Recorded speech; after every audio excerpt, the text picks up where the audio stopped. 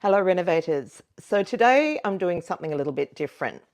Earlier this year, I was asked to present to the Business Blueprint community on a deal that I did last year, and basically I made $700,000 profit on a deal that took me 30 days to put together and secure a contract on with no finance. It was something that came up in the course of our renovating our retirement journey. And given that we are leading into our renovating retirement workshop at the end of the month, I thought it was very appropriate. Now, if you are thinking about the fact that you may not be as well enough prepared for retirement as you would like to be, maybe you're like us, baby boomers, for whom, like certainly for me, I slipped through the cracks in the superannuation system, and basically renovating has been the thing that has saved me in that way. If you want to learn how that works in a really interactive way, then come along and join our workshop. You'll find a link to the workshop in the show notes, but also you can just pop over to our website, www.theschoolofrenovating.com, and you'll find it on the homepage. So hope I see you there. What I want to talk about today, it's really about renovating retirement. This is a deal that just popped up in that process. There's a slight correction to make on the amount. It's just over $700,000, but I'll go through the numbers with you shortly.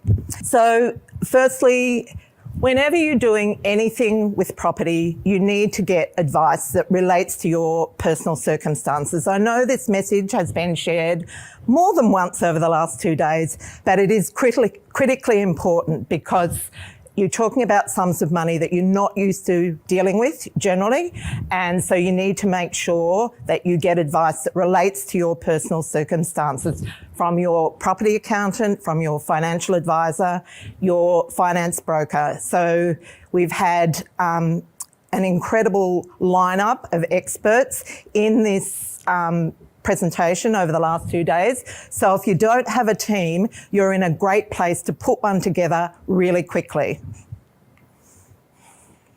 So my name's Bernadette Jansen.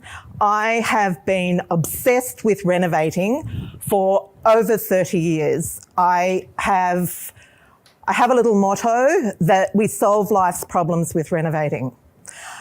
I have 4 children and a husband and 4 grandchildren. So my life is about my family, and renovating has really enriched our family life. I have 3 businesses around renovating.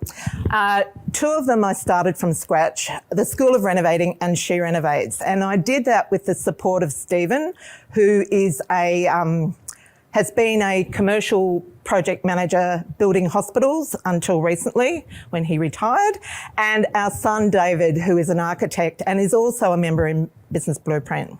And I basically live and breathe renovating. So as I said, this presentation has come up as a result of my plan to renovate my retirement.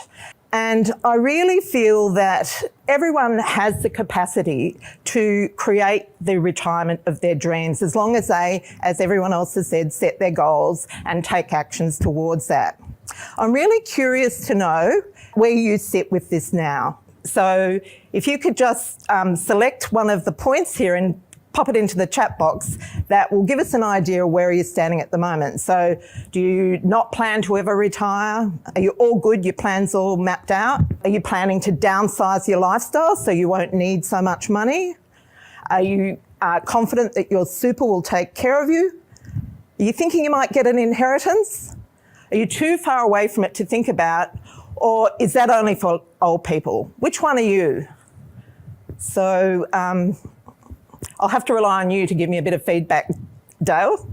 We've got a good mix. We've got some 1s and 2s, 7 I saw as well. So 3, a 1 and maybe 6. So yeah, good mix. Great. Okay. Well, listen, that's good. And there's something in here for everyone, including our 7.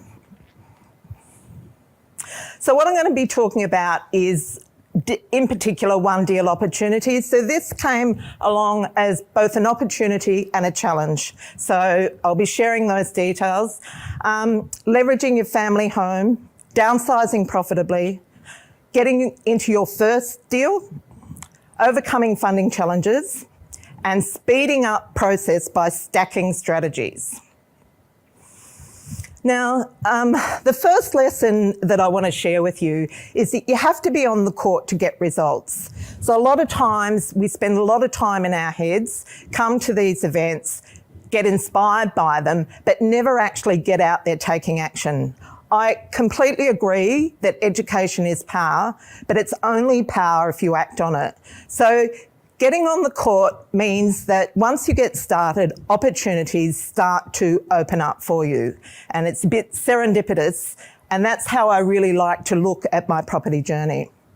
Now, shortly after I turned 50, Stephen and I assessed where we were. And like many people, many women in particular in Australia, while I'd been renovating for a long time, I had no super. And so we started to look at how we could increase our potential for a comfortable retirement using the skills that I'd built over the years.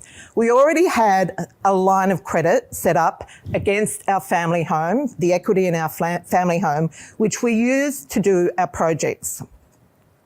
But I decided that I needed to really get quite strategic about how I was going to make that difference. So I looked at all the strategies that I had dabbled in. So I'd done a bit of everything: subdivision, small development.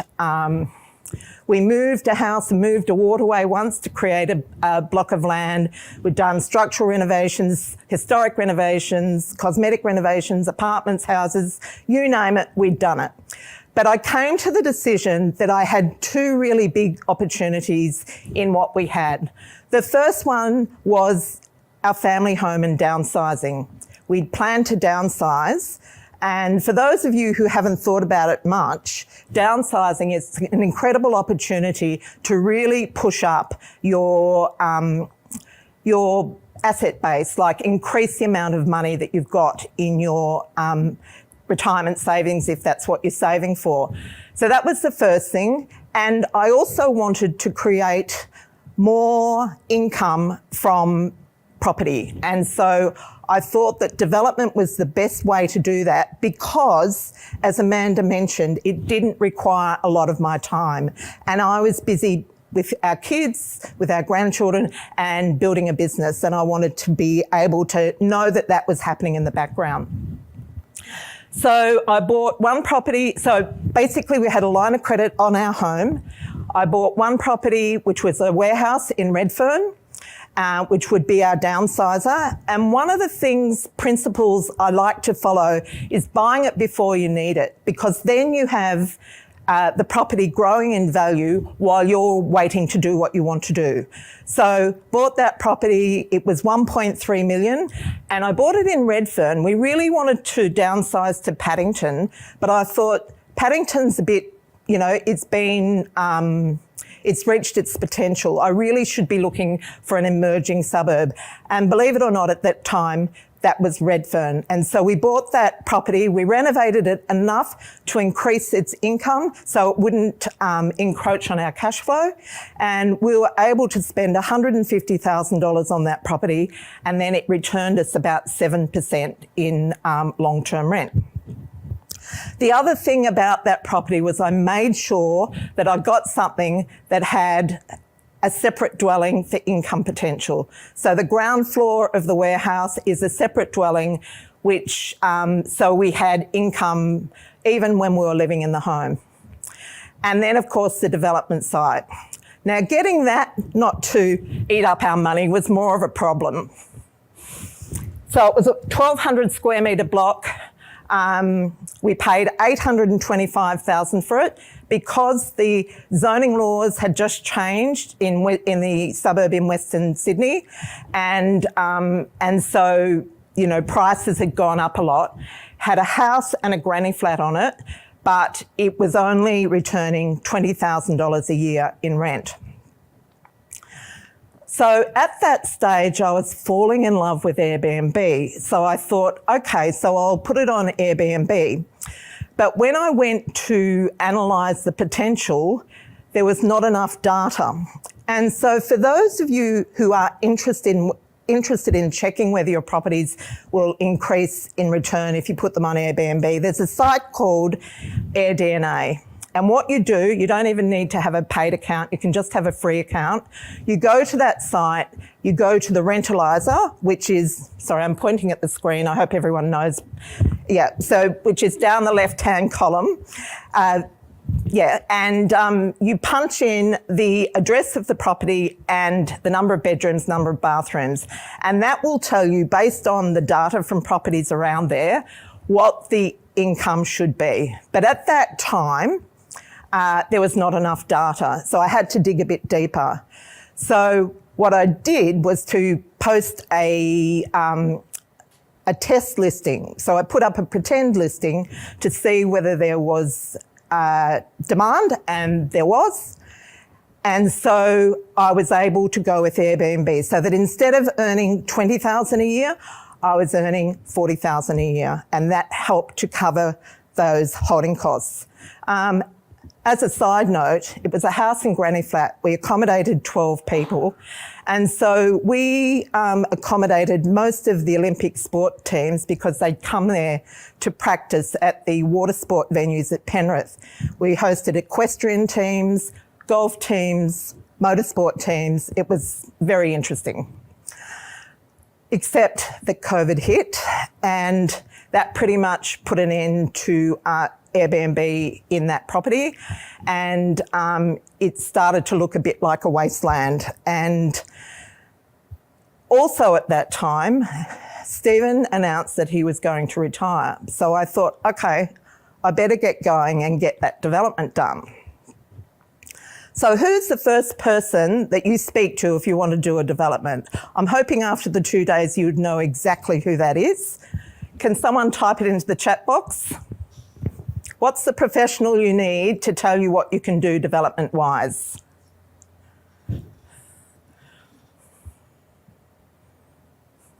Anyone come up trumps yet? Some people are saying just broker, some people are saying Colin. Yes, Colin. Oh, okay. Oh, sorry, I forgot about this bit. Also, during COVID, I noticed that my neighbour sold her house. Now, she also planned to develop. In fact, we talked about teaming up and doing it together so we could get more capacity. And I thought, gee, that's strange that she sold, but I didn't think any more of it. And so then I went to visit Colin and got what's called a preliminary planning report.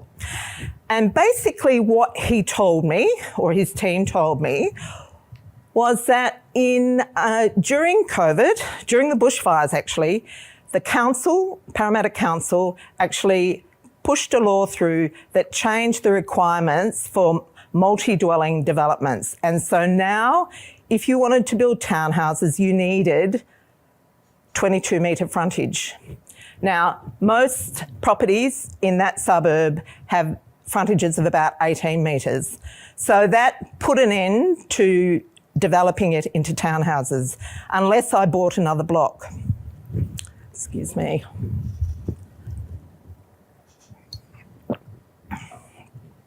So I pride myself on being able to turn lemons into lemonade. So I went into overdrive, thinking about what my options were. And initially, these are the two that I came up with. I could buy 59 and develop it. So we own number 57. I could buy number 59 and develop the whole lot. Or I could team up with number 59 and sell them together. Now, it was well into COVID, and the building prices were going up, and it had been a while since I'd done a serious townhouse development. And I just decided I didn't really have the stomach for it. And so I thought the first option would be to sell the blocks, that we'd team up and we'd sell them together. Incidentally, number 59's agent actually rang me and said, are you interested in teaming up to sell together? Because they're going on the market and you'll get $950,000 if you sell it on its own, but if we team up, we'll get $2.4 million, which is a significant difference. But the problem was that he had bought his 20 years ago and he'd paid $175,000 for his, and I'd bought mine probably 9 years before and I'd paid $825 for it. So there was a big difference in where we were going to end up. So I'm not usually one to wring the last cent out of a deal, but I decided that I would say to him, yeah, I'm happy to do that, but I want slightly more than you. And the reason I gave was because we had access to stormwater, which is, you would know, is a critical part of developing. You've got to have stormwater runoff, and he didn't. And so I suggested that we sell it for 2.4, I get 1.250 and he get 1.150 in the settlement. I thought that was reasonable. He didn't. And so then I had to go back to the drawing board and think, okay, so what am I going to do next? And to be honest with you, I was a bit concerned because I'd sort of really shown my cards and I knew that he really could have me over a barrel. And so I employed a negotiator for a few reasons. One, what I've found is that agents will tell buyer's agents things that they will never tell a client.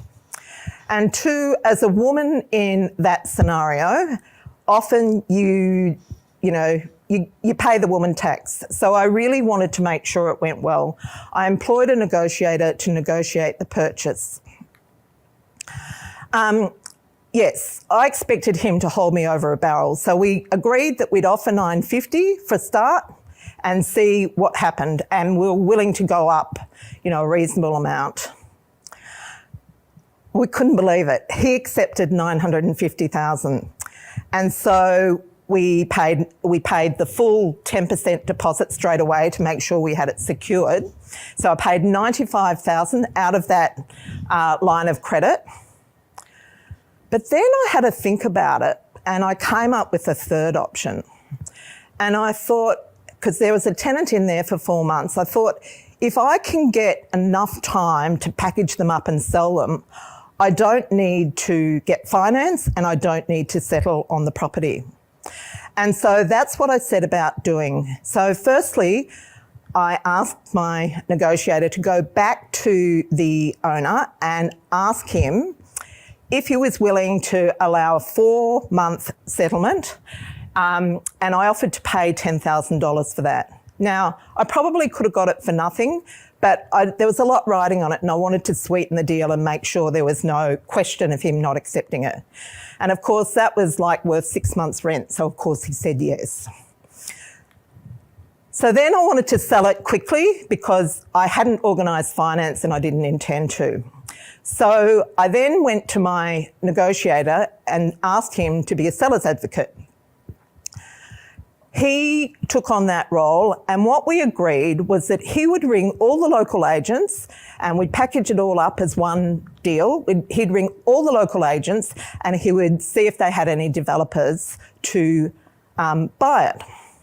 Now, I knew it was hot property because that is a development heavy area and nobody could do anything unless they had 2 blocks side by side. So I knew I had a valuable asset. So that's how we went around it. I thought it would go quickly and that's not how it went. So over about 2.5 weeks, we had 3 offers. The first one was 2.28. I'd said that I wanted 2.4 million no matter what. First one was 2.28, the next one was 2.35, and the next one was 2.380. And I thought, look, we're 20,000 off. I think we'll go for it. And but it was conditional on them inspecting the property. I didn't really understand why, but I agreed to it. This was a Friday night, and they were going to pay the deposit and then inspect the property on the Monday. They didn't pay the deposit, and on the Monday, then they started changing the rules. And so I decided that I needed to take control of the situation because it really wasn't going how I wanted it.